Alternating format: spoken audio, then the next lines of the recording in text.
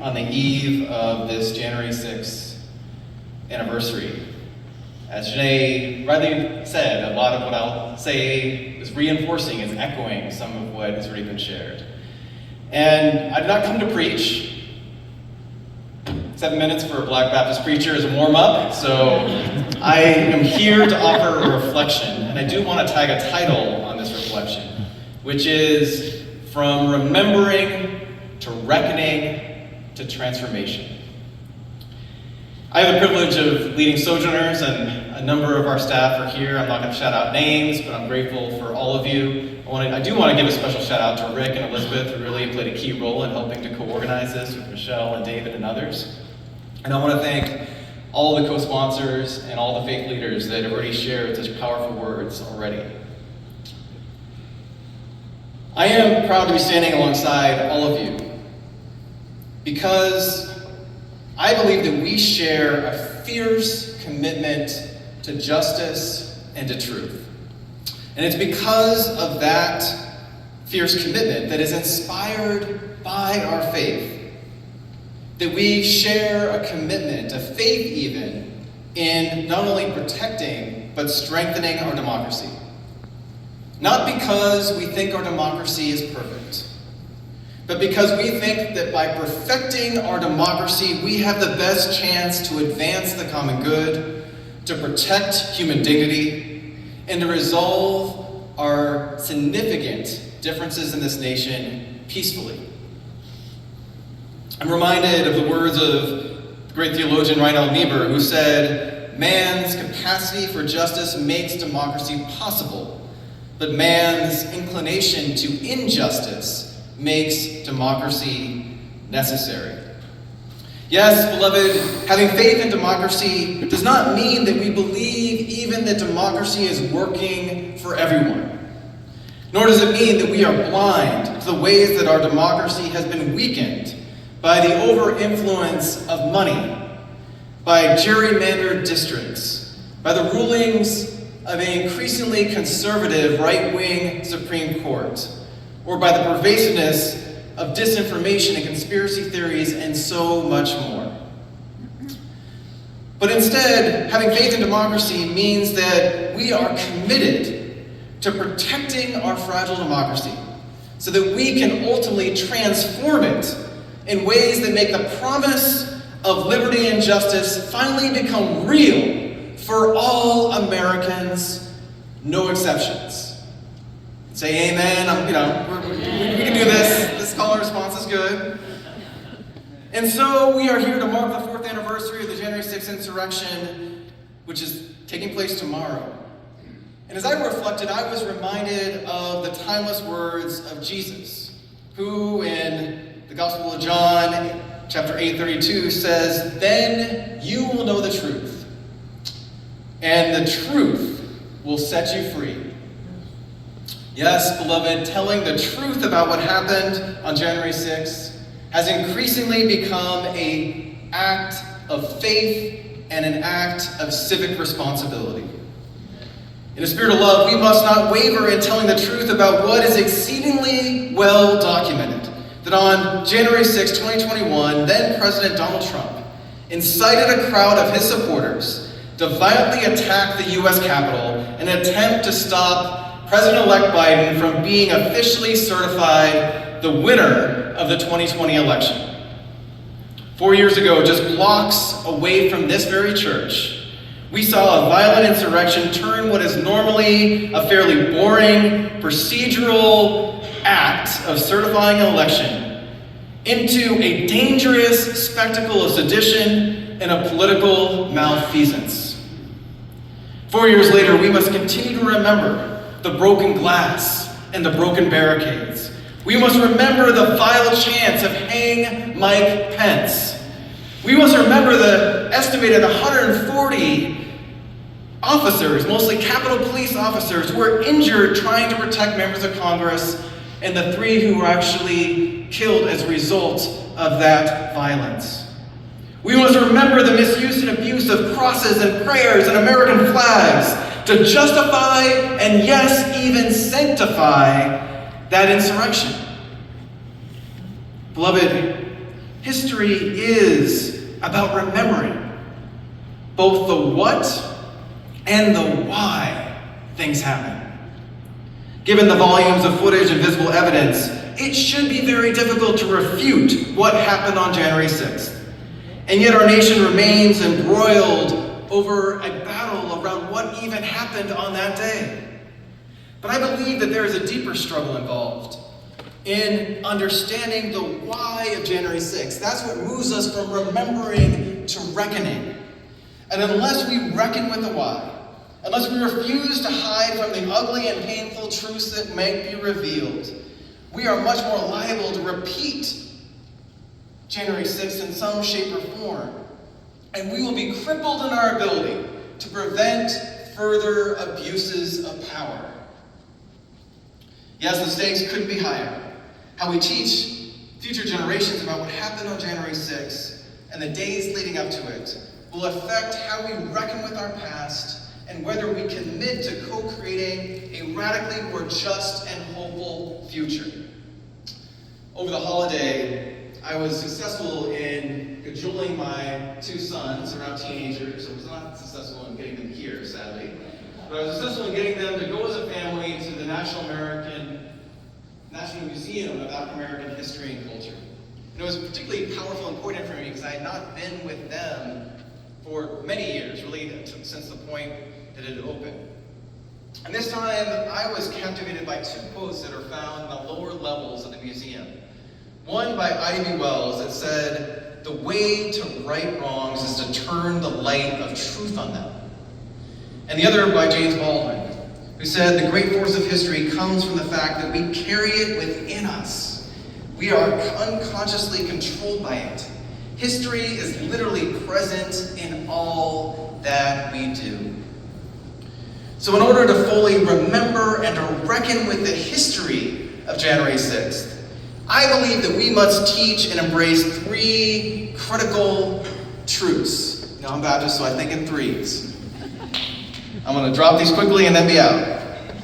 First, we can't separate January 6th from the big lie and false narrative that the 2020 election was stolen.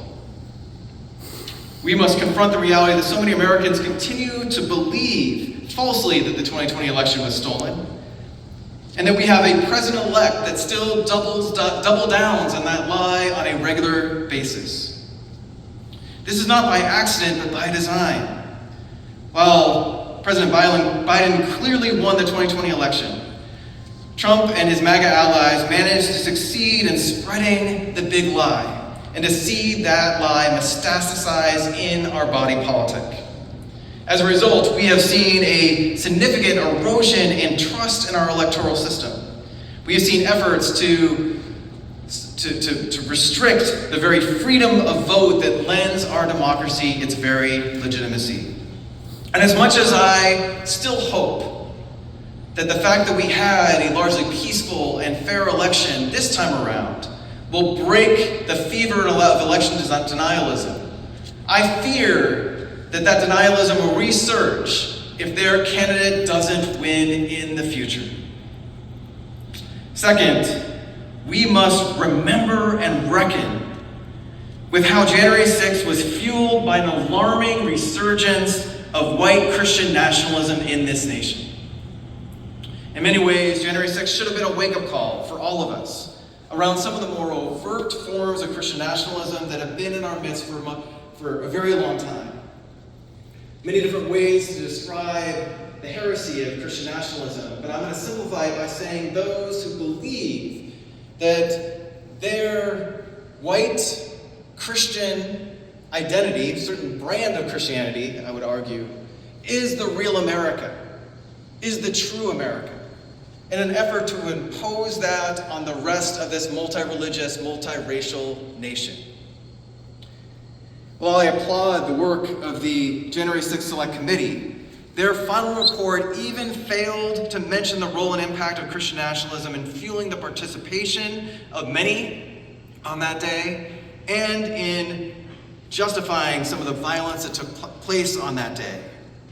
And now, fast forward to this moment, I'm particularly concerned that many Christians seem drawn to a strongman who promises to restore America's greatness and impose their particular brand of Christianity on others, even if that requires bending or breaking the very rules of our democracy. Yes, beloved, we must work even more faithfully to disciple Christians away from the heresy of Christian nationalism and find the courage to weaken that movement by loving our enemies, by spreading truth in tough love, and by ensuring that the flag never waves the cross. Third, we must reckon and remember in this moment that January 6th can only be understood as a long historical arc of violence to subvert our democracy and oftentimes to uphold white supremacy.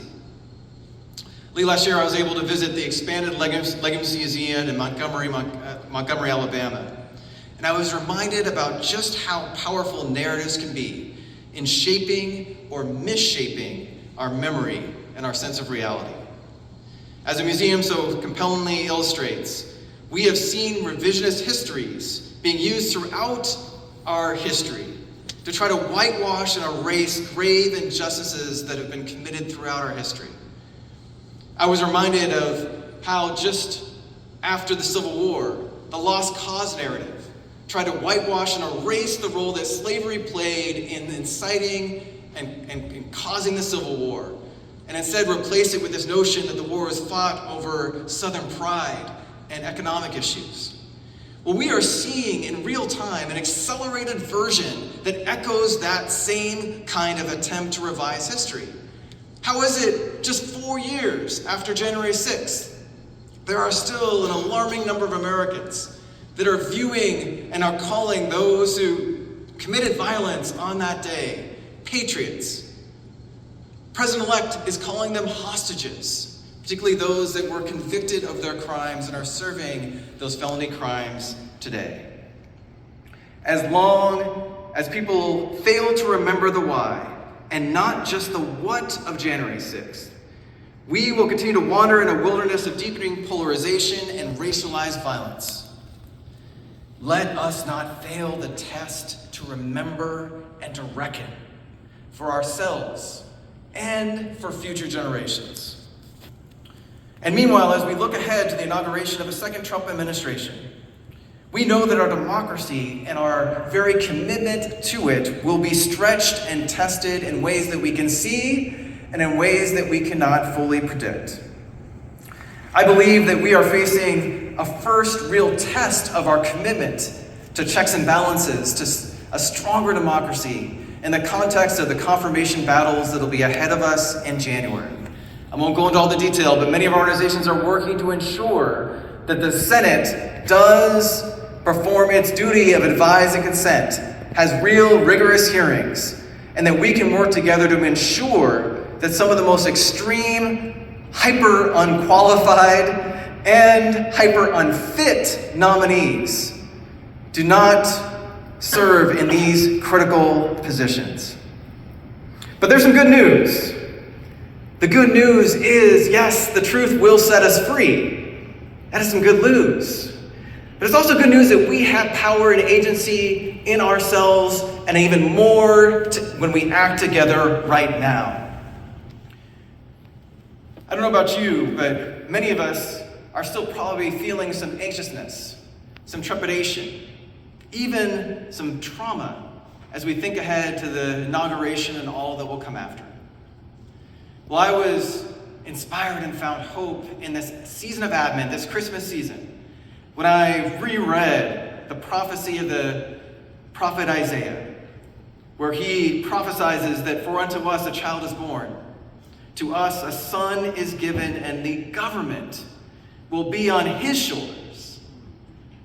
I'm so glad that the government is not on my shoulders. I'm so glad the government is not on your shoulders, nor will it be on any transitory administration that comes and goes. The good news is that the government lies on his shoulders, and God is calling us to be co-laborers with God, to co-create that beloved community, to co-create that community of justice and of peace and of steadfast love. Yes, remembering and then reckoning with what happened on January 6th and building a narrative around that truth will enable us to help seize that commitment to justice that is so central to our faith. I hope that we will choose together to embrace these truths, and that together we can be set free as we push forward the ongoing project of becoming a more inclusive and just multiracial democracy. Yes, beloved, let us work tirelessly and vigilantly in the days and the months and in the years ahead to protect, to expand, and ultimately to transform our democracy so that the words of the prophet Isaiah could become more real in our here and now. That we would see justice roll down like waters and righteousness like an ever-flowing stream.